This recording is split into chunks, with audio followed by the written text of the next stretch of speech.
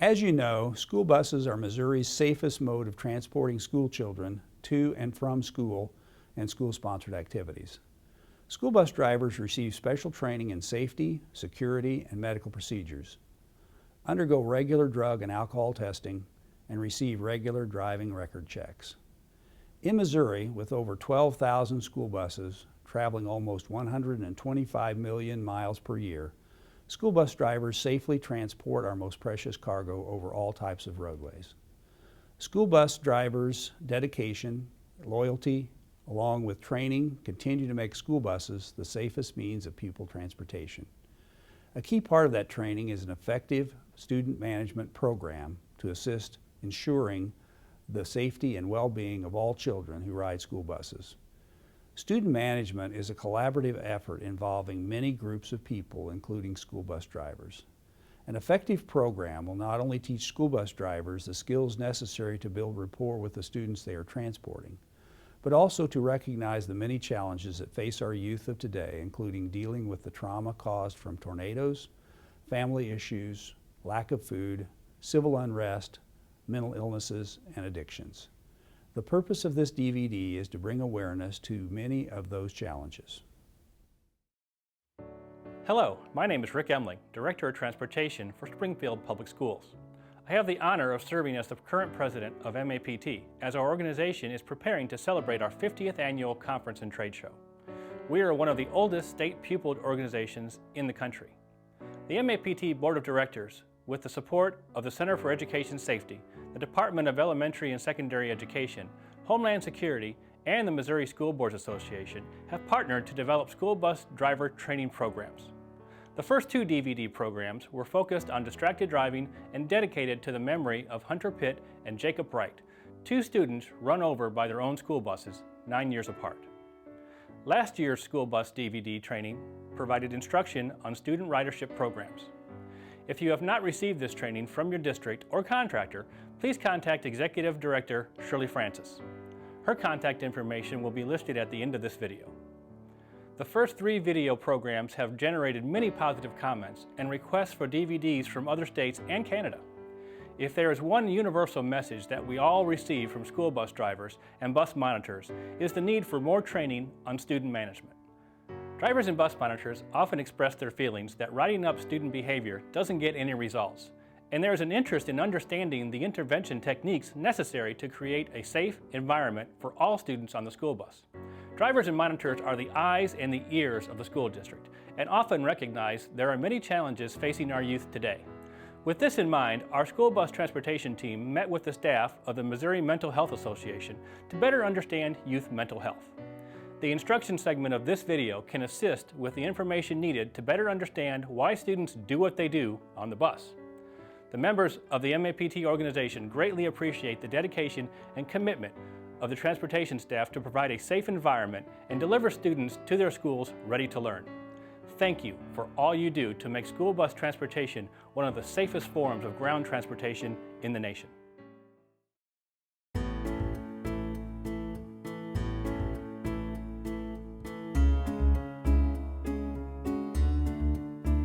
Hello, my name is Rachel Jones. I'm the Director of Children's Services at Burrell Behavioral Health. We are a community mental health agency that specializes in treating children, teens, and young adults who have mental health disorders. Today I'm talking to you about mental health. We will learn about terms such as mental health, mental wellness, and mental illness. We will also talk about stigmas of mental health and barriers that prevent people from seeking help when they need it. Later, we'll discuss the difference between what is considered normal child and teen behavior and what might be considered a mental health problem. Lastly, we will learn ways that you can be helpful to a young person with a mental health problem and how you can point them in the right direction with professionals who are trained to work with youth who have mental health needs. Mental health is a term that's defined in different ways. In general, it refers to how a person thinks and feels.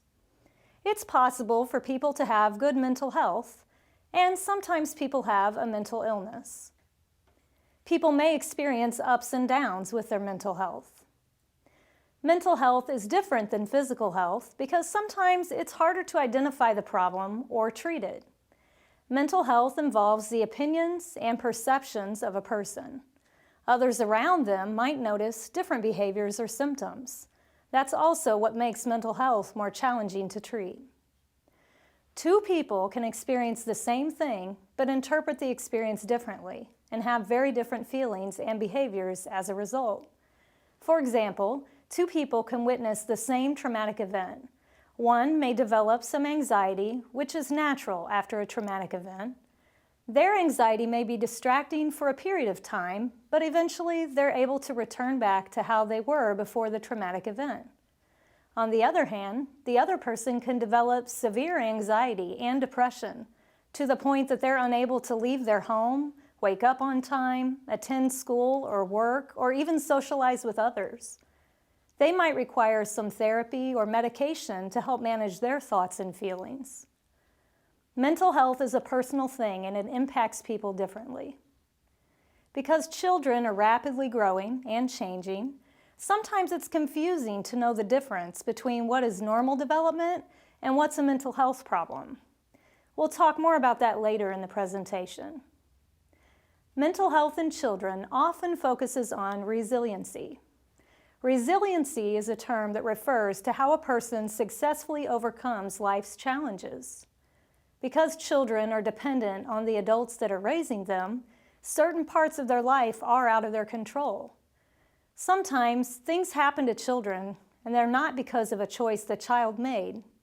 When a child is able to overcome this, it's referred to as being resilient. There's still a lot to learn about mental health in children and adolescents. Discussion about mental health often focuses on mental wellness and mental illness. Mental wellness is a term that describes how a person manages their mental health. Everyone manages their mental health. Some people manage it well, and others struggle with managing it at times. Just like a person manages their physical health, there are times when a person has physical health problems and times when they're physically healthy. Some things that people do to have mental wellness include eating healthy foods. Our bodies have a direct impact on our minds, and our minds also directly impact our body. It's important to feed your body healthy food. Getting regular sleep. Getting the right amount of hours of restful sleep on a regular basis is what helps the mind function best. Exercising regularly. Exercise does not have to be vigorous or competitive, but it should be regular. It helps keep the stress levels down, balance the chemicals in a person's mind, and keeps the body healthy. Having a positive support system. This includes friends or family, mentors, coaches, or even coworkers.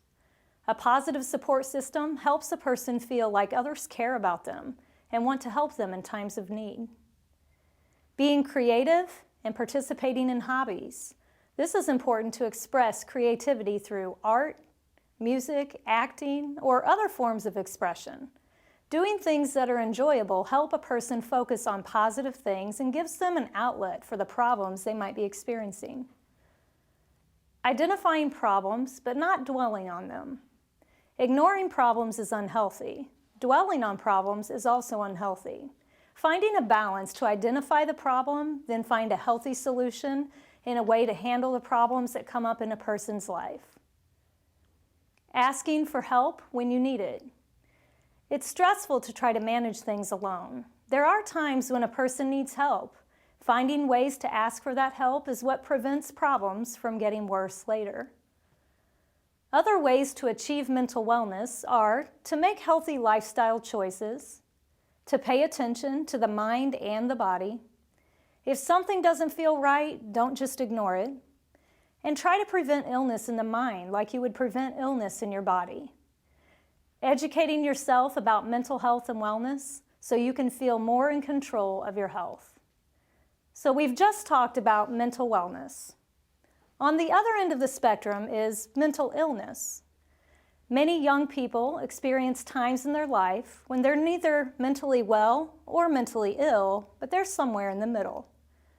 Childhood and adolescence is a time of rapid changes with the mind and the body.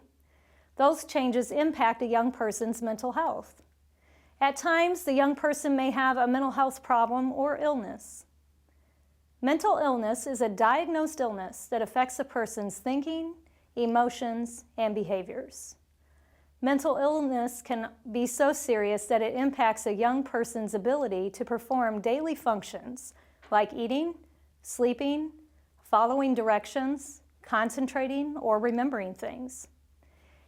It can impact their school, work, or relationships with family, friends, and significant others. Mental illness is diagnosed by a professional who's trained to recognize symptoms. Sometimes, depending on the child's age and circumstance, it can be difficult to diagnose them because they're still growing and changing. Professionals sometimes have to treat a young person for a period of time to gather enough information to decide what is the right diagnosis. Some of the more common mental illnesses in children or teenagers are depression and anxiety. Others that are not as common but do impact youth are eating disorders, bipolar disorder, or schizophrenia. In some cases, mental illness can begin in early childhood but not be seen or diagnosed until adolescence or young adulthood. When mental illness starts in childhood, it affects a young person's education, their ability to make and keep healthy relationships, and their ability to work. People might label that child as being lazy, disrespectful, argumentative, or hyper. It's possible that the child is experiencing a mental health problem or a mental illness that hasn't been identified yet. Mental illness is not usually understood by people who have not experienced the illness themselves or who have lived with someone who has a mental illness. This can cause people to react harshly toward youth with mental health problems or mental illness. Even though there is more information about mental health in today's society, there's still a negative stigma attached to mental health issues. Some of the common stereotypes of people with mental illness are that they're violent, lazy, making up their symptoms, or that they'll never improve. Because their behaviors are sometimes unpredictable, bizarre, or seen as attention-seeking, many people dismiss them. These attitudes can cause people with mental health problems or a mental illness to avoid getting the treatment that they need. There are several reasons that youth and families avoid getting mental health service, such as feelings of shame and embarrassment, feeling weak or like they're a failure, feeling like a burden on someone else, worry or fear of what others will think, and unsure of what might happen to them if they admit that they need help. When a youth or a family has decided to seek treatment, there are different types of professionals that can help a young person with a mental health problem. School counselors, therapists, psychiatrists, and pediatricians are just a few of the types of professionals that can help youth with mental health problems. Case managers are professionals that coordinate mental health care for children and families. They coordinate services like mental and physical health, academic, legal, transportation, advocacy, respite, or recreational services. There are a variety of places a young person can go to get mental health care. Schools have some resources for youth with mental health needs. School counselors, outreach counselors, or crisis counselors are there to help students and families. Sometimes youth may go to a clinic or a mental health center to meet with a therapist or a counselor. Hospitals are another place where youth may go to receive care from a doctor, nurse, or a social worker. Residential facilities are alternative living arrangements that are used for youth with mental health problems. In some cases, there are things that get in the way of a person seeking mental health care.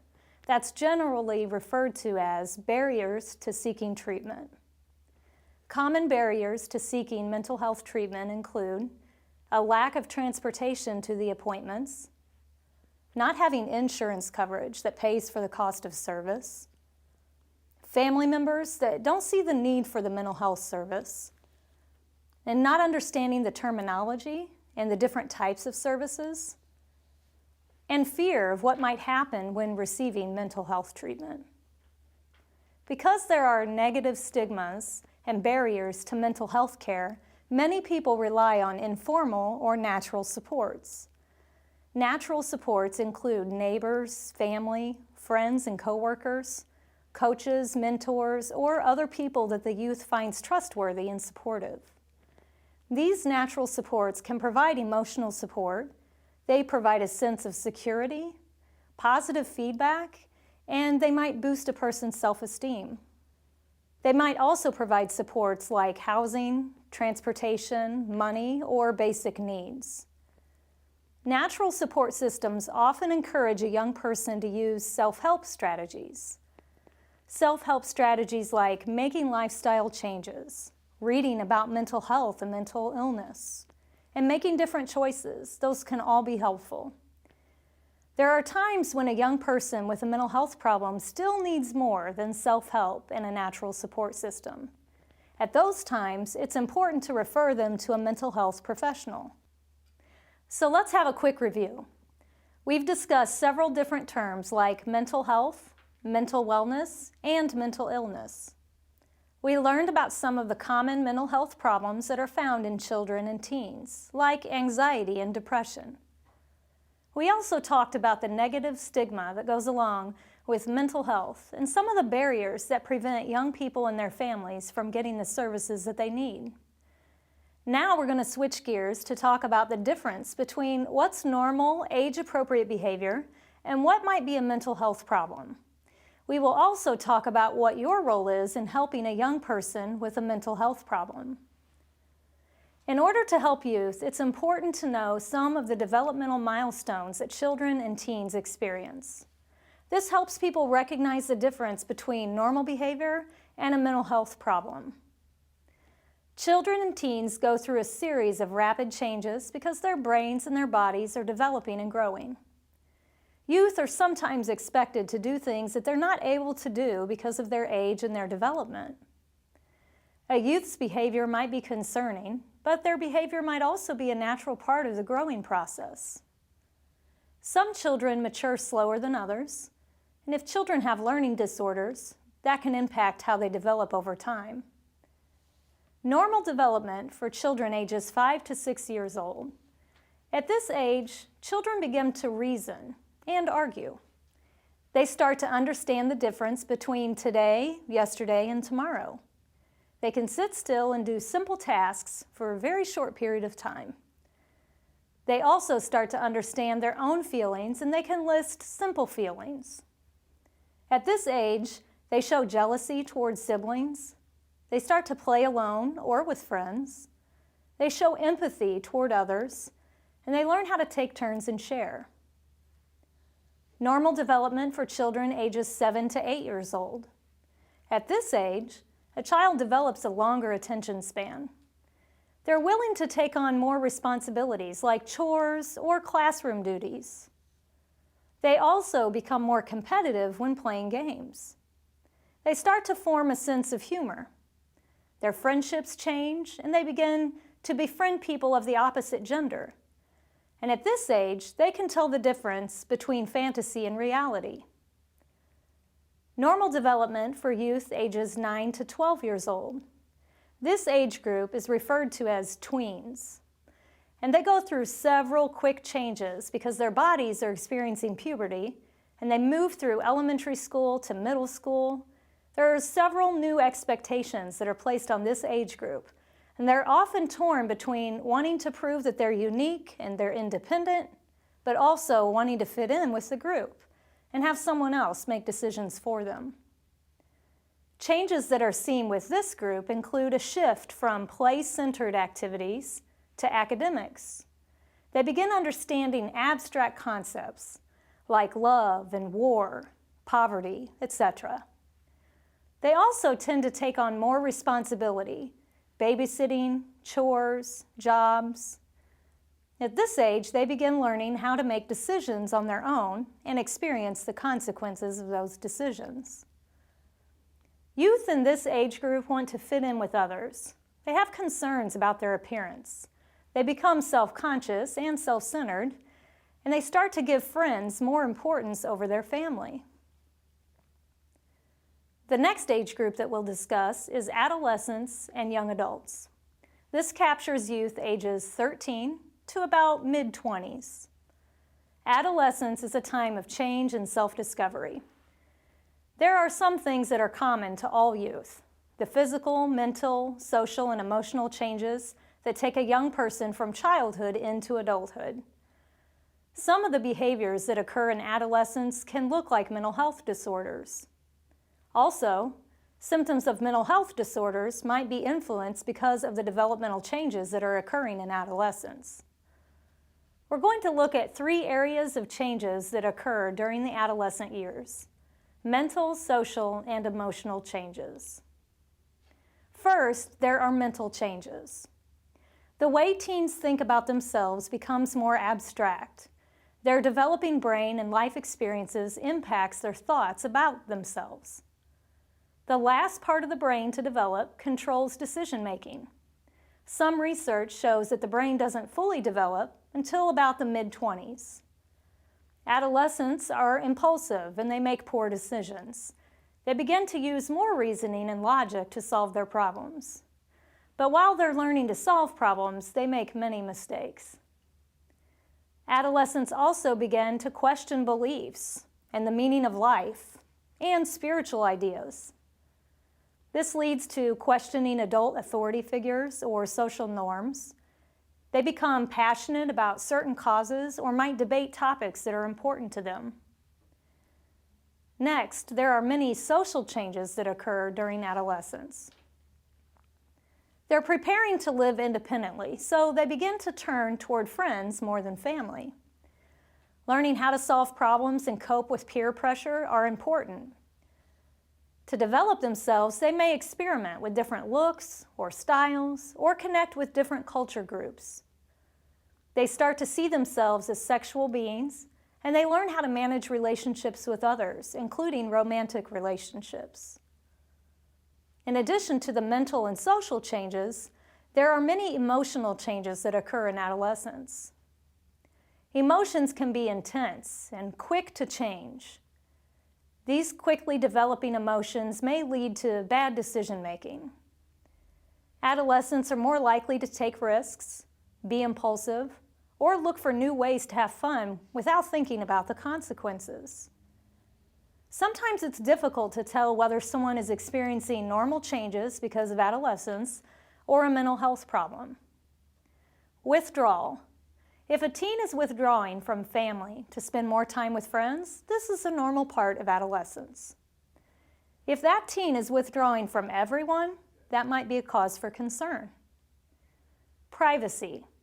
Many teens become more private during adolescence.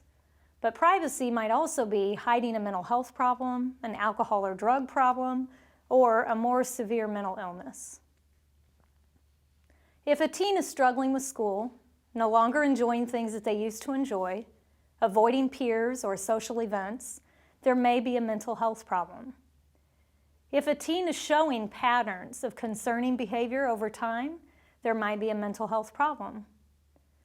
If a teen makes comments about wanting to hurt self or others, or has hurt self or others, that can also be a sign of a mental health problem. We've reviewed what normal development looks like in children and adolescents. There are times when a young person is experiencing problems that are not considered normal development. There may even be times when you observe a young person who's having a meltdown or a crisis situation. The next section of our presentation is going to talk about what you can do to help a young person who may have a mental health problem or a crisis. It's important to remember, if a young person is experiencing a crisis, refer them to a professional immediately. Become familiar with your employer's expectations and procedures and follow them during critical situations. When a young person is having a mental health problem, there are steps that one can take to help. Step 1, assess for risk of suicide or harm. Step 2, listen non-judgmentally. Step 3, give reassurance and information. Step 4, encourage appropriate professional help. And step 5, encourage self-help and other strategies. Now we will talk more specifically about each step. Step 1, assess for risk of suicide or harm. Possible crisis situations might include the young person may harm themselves. The young person may experience extreme distress. The young person's behavior is disturbing to others. If the young person is at risk of harming self or others, seek professional help immediately. Step 2, listen non-judgmentally. Listening is important. Most people want to be heard when they're experiencing a problem. Ways to show that someone that you're listening include using verbal and nonverbal skills that show that you're paying attention, making it easier for a young person to talk to you without feeling judged, and respecting the youth's culture. Listening is something that many people feel that they're good at doing. However, they might be doing things that are not effective with youth. Some ways to effectively communicate with youth in particular include be genuine, be careful about using slang, allow for silence, don't trivialize the youth's feelings or thoughts. Don't ask the youth to justify or explain their behavior. And provide positive feedback. Step 3, give reassurance and information. Reassurance includes emotional support, like empathizing with how the young person must feel. Offer practical tasks that could help the youth. If the youth is in distress, they're not always thinking logically. They don't see the basic steps that they can take to improve their situation.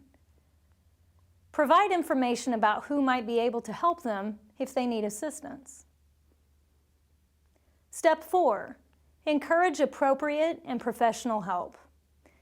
Young people with mental health problems will generally do better if they receive professional help. They don't always know what their options are, and you may have an opportunity to talk to them about those options.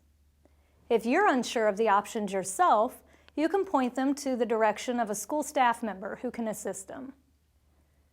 Any youth under the age of 18 years old will need a parent or a guardian to make decisions about treatment with a professional. Consult your employer's procedures and policies to learn more about how to involve the family in that decision. Step 5, encourage self-help and other strategies. Young people may not be aware of self-help strategies they can use because they're distressed about their situation. Encourage them to seek natural supports. They may need help identifying who their support system is and who they would like to include in their support system. Peer supports from others who've experienced mental health problems can be very helpful. We've just reviewed the 5 steps to helping a young person who might be in need of mental health support.